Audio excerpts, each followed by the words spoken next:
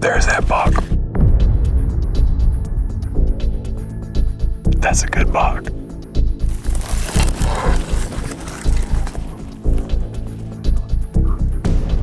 He's good.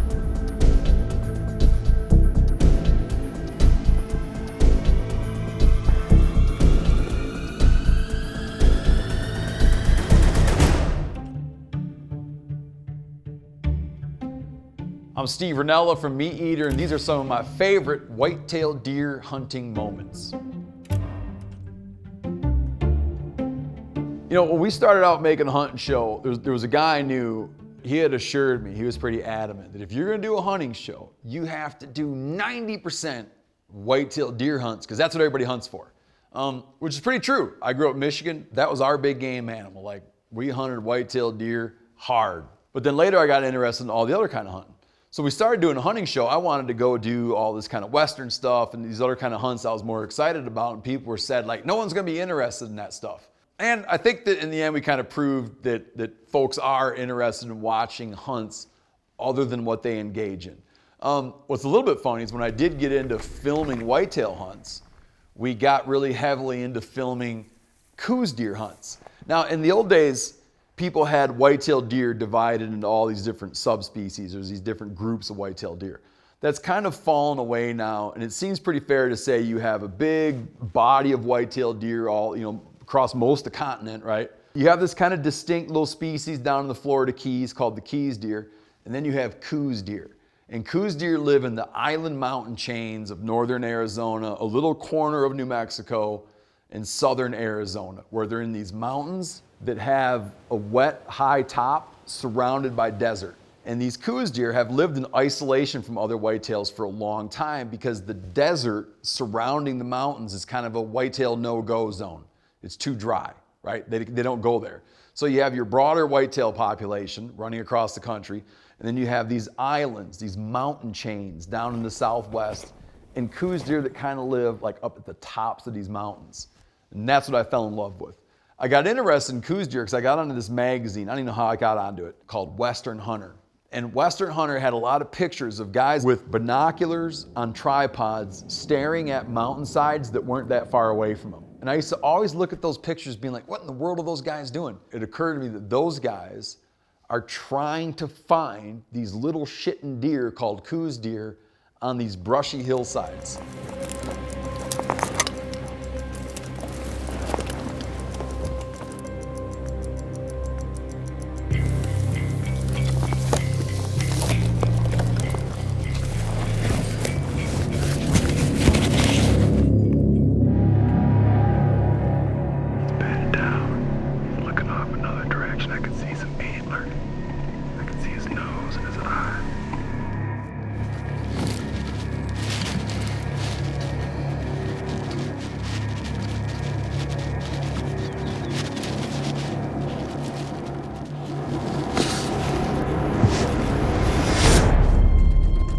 Sun's gonna come up and be staring right into my scope.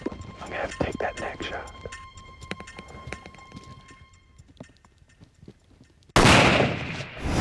Oh yeah. Oh.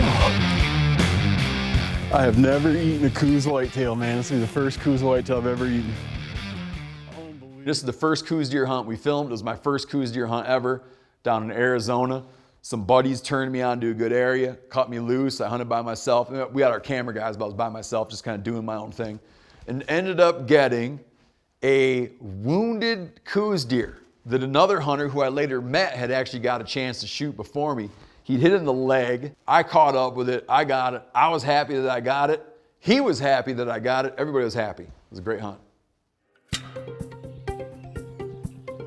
So this hunt here, this is a regular old whitetail deer hunt in Wisconsin, and we ended up filming quite a few whitetail moments and whitetail hunts at this property, which is the Duren family farm in southwest Wisconsin. They call it the Drifless area. It's like a part of Wisconsin that during the glaciations, a lot of Wisconsin kind of got mowed and flattened out, as did my home state of Michigan.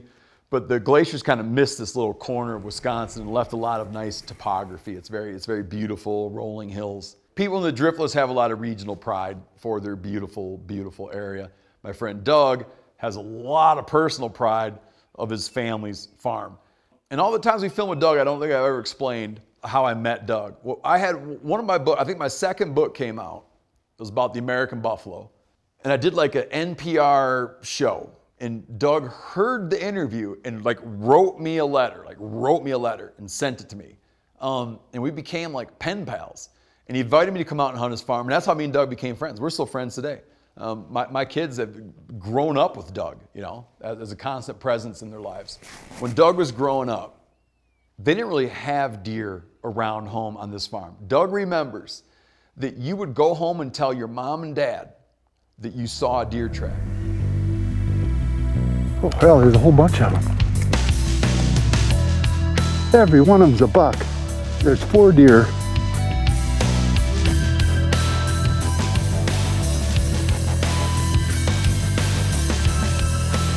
That's a buck.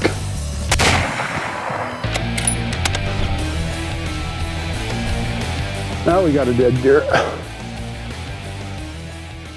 That home area now has 50 deer per square mile, 60 deer per square mile. Deer numbers that are way above biological objectives.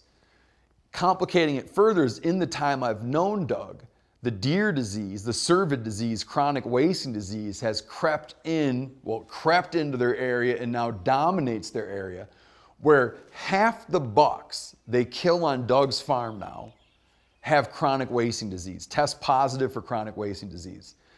When I first met Doug, they would target they would hunt trophy bucks, right? They would hunt trophy bucks and that's what it was. But as CWD becomes prevalent, as they find that high deer densities can lead to an increase in CWD spread, they have split to a whole new management plan. Instead of trying to hunt trophy deer, they just try to lower deer numbers in hopes that the disease stops spreading around so quickly.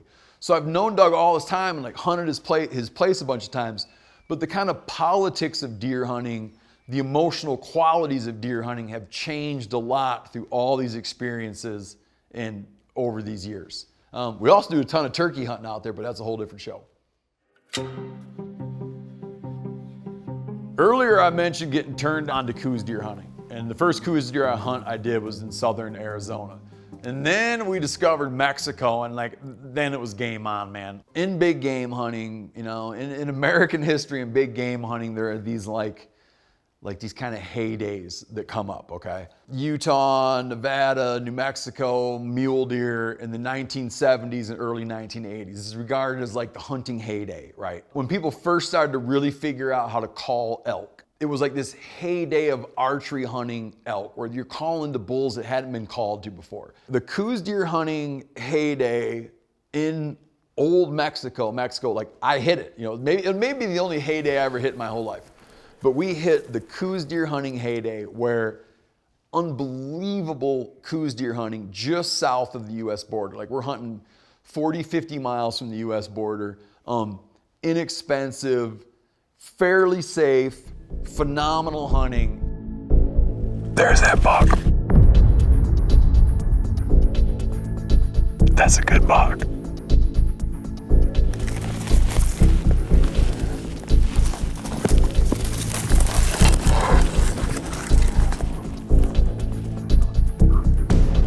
He's good.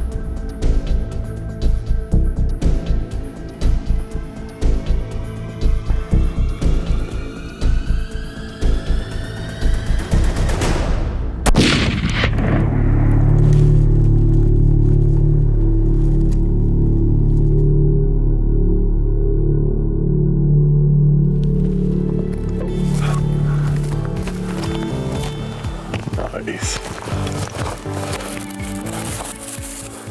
It's kind of one of the coolest things that happened to me from hunting is like figuring out that deal and being able to experience that. Crossing that border is like going back 100 years in time, man. It is just wild down there. I love it. It's still going on. It's changing.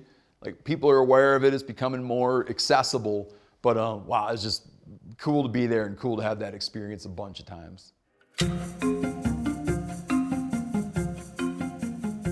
If any of you guys have ever been out in a duck marsh on opening day of duck season, there can be so much gunfire that you can't separate the shots. It'll actually, as it becomes legal light, you'll hear a rumble sometimes of shotguns going off. That's how the duck hunting I did on opening day when I grew up in Muskegon Marsh. It was like a rumble of shotguns. Hunting deer in Wisconsin, someone calculated it out one time. In that opening morning of Wisconsin's deer season, I don't know, there's some number of deer are dying per second. And it is just like, pow, pow, pow, pow, pow, pow, pow, pow, pow, pow, pow, all around you. It is mayhem.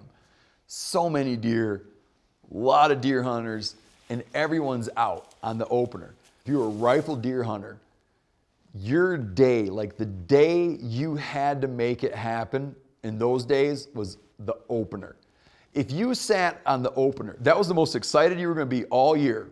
That morning, if it got to 10 in the morning and you hadn't gotten a deer, you started getting a sinking feeling because you knew that it was going to turn into a long deer hunt, right? And it's like that in Wisconsin. You're sitting there and it's like the excitement is so intense because all these deer are kind of unaware that this is going on, and that gun shooting is starting to go off. And all of a sudden, man, there are deer just crossing every which way. Dude, it's right there. Oh my God, it's right open. Look at that. There's two of them.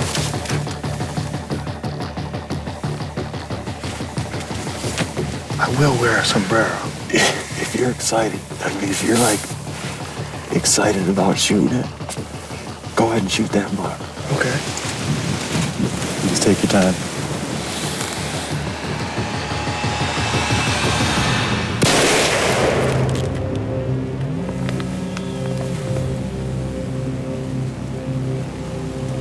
I didn't see what happened. Did you hit it? I don't know. Is that it? Yep, it's down. Oh. It's down. It just dropped. If you've never gotten to do Midwest deer hunting, I would recommend, before you die, go to the Midwest and go to an area that's got a lot of deer and a lot of deer hunters, preferably like small farms, so you got even more people scattered all around, and just watch how much deer activity occurs in that first hour of daylight. Like, you might hate it, you might love it, but it will change your perception of American deer hunting. A couple more observations about opening day in Wisconsin. I'm sure it can be other ways. It seems to be when I go there, it's the coldest cold than the coldest winter was cold. Like, I've never been cold like I was sitting in the dark in Wisconsin on opening day. But I was rewarded with something that we did not get on film, which is I saw a mink and a squirrel getting a giant fight, which was super interesting. If you're wondering why our back tags, like in those days in Wisconsin, you had to wear your hunting license on your back, which used to be very common all in the eastern US. They're blurred out. I have no recollection of why in the hell we blurred those out. I can't think of any reason why they would need to be blurred out. I don't know, but you don't need one anymore. Okay, here's some more Koozer deer action down in Mexico. And this kind of reminds me of a thing that, one of the dozen reasons why I love Koozer deer hunting. It's one of the more communal, cooperative forms of big game hunting I know about, because the primary objective when you're hunting Koozer deer in Mexico, the primary challenge, the thing you spend all your time doing, is you trying to find a Koozer deer buck, like with binoculars. That's where all the time goes.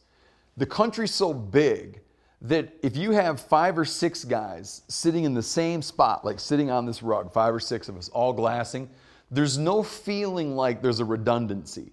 There's so much to look at and they're so hard to see that you could put 10 guys on this rug, all glassing around you, and it wouldn't feel like, why are we all looking in the same place? Because you got all these guys and just one guy will find a Koozer deer, and then he'll have to carefully try to explain to everybody else where it is.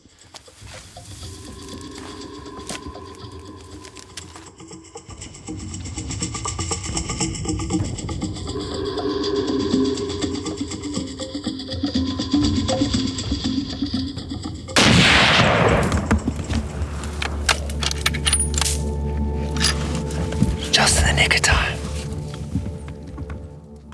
And it's fun because as soon as someone gets a deer, it's not like their hunt's over. When they get a deer, we're like, great, get out and glass with us. Hey, I need you to come around my side and shade my eye a little bit.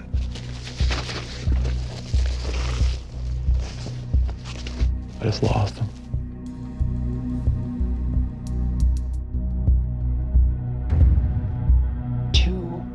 79. All right, I'm gonna take the shot then.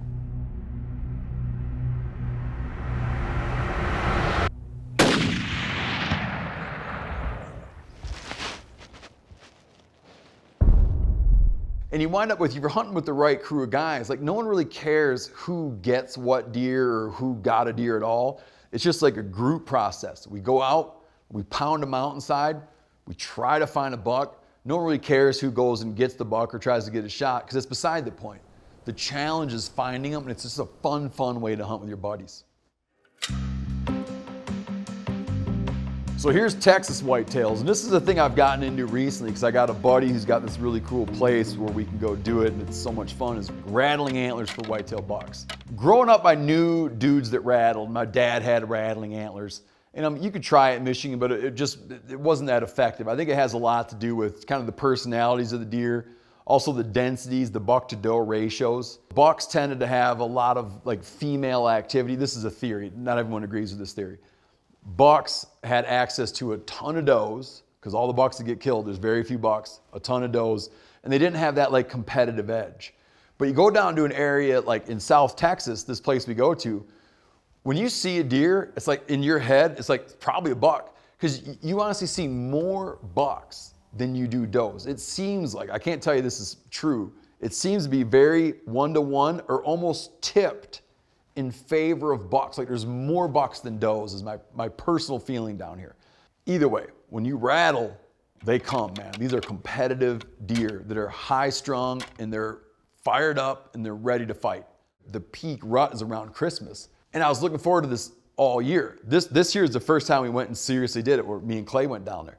And it was kind of a weird thing I figured out. As we started rattling bucks right at daybreak, and we tried it a couple times and like nothing. And I started thinking it was a fluke when we had rattled some in on accident the year before.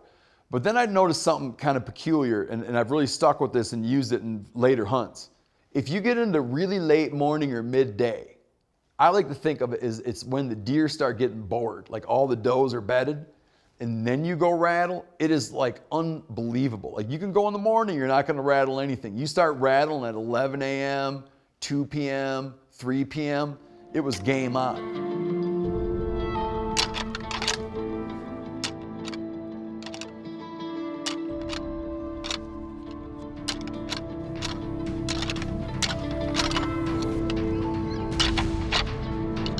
Bah. Bah.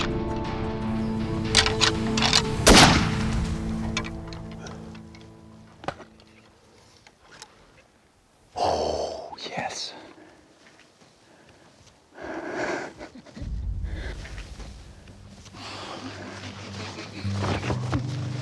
That's a big buck. That's a big buck. Oh man. Okay. Holy cow, Steve. Good one. I went back another time after this with my buddy Seth. I lost track of how many something like, I think we rattled in like 32 bucks in 3 days. Unbelievable. It's a ton of fun. This is something I definitely would like to do more of. They're not huge deer though. They look proportionally really big. Like if you look at this buck here, you'd be like, holy cow, it's a nice buck. But those deer are so small bodied. On my buddy's place, like they don't do any kind of feed. They don't put feed out. They don't put supplements out. It's not fenced in. These are just free range deer eating desert brush, you know? So when you look at them proportionately, they look like giants. But what you don't realize is these deer are like this tall. They're teeny little deer. So when you walk up to one, it's always kind of like, whoa, what happened? Because in your head, you're looking at like a 180-pound buck. And if his antlers are way outside of his ears, you're thinking he's got to be a buck like this. But then you realize that that buck is 95 pounds and his antlers are outside his ears, but they're actually like this. Clean his skull out and put it on his shelf. He looks like a dinker whitetail. And you wind up explaining to people like, but dude, it looked huge. Okay, this hunt is in Nebraska. It's at my dear friend Jordan Budd's place. She's a guide. She guides whitetail hunts. She guides elk hunts on her family's ranch in Nebraska under running water is the name of her business. She had me and Clay down for a guided whitetail hunt. And there's a real chance of getting real giants here. I passed up some opportunities I maybe shouldn't have passed up. In the end, like, I didn't get a deer. Clay got a buck, which was a ton of fun. We had a blast, saw deer all the time. I just was holding out for a big old giant whitetail and didn't play my cards right and didn't get one.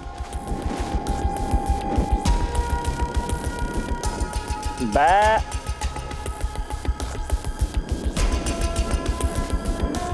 Bat.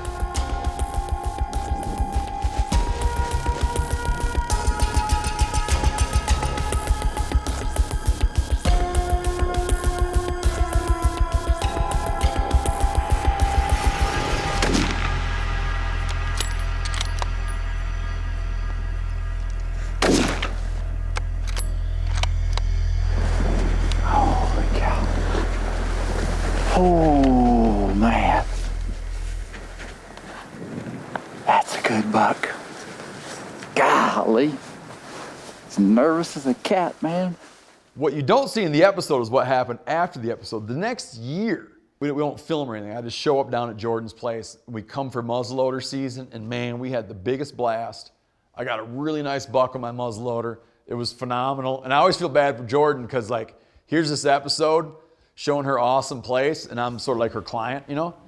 And I don't get one. I always felt funny about it. And then I go back and get, like, we have a great hunt. I get a beautiful buck on my muzzleloader, and, you know, it wasn't on film. So you have to trust me. Don't judge the place by the fact that I didn't get a deer in this episode. But, you know, again, we had a hell of a good time.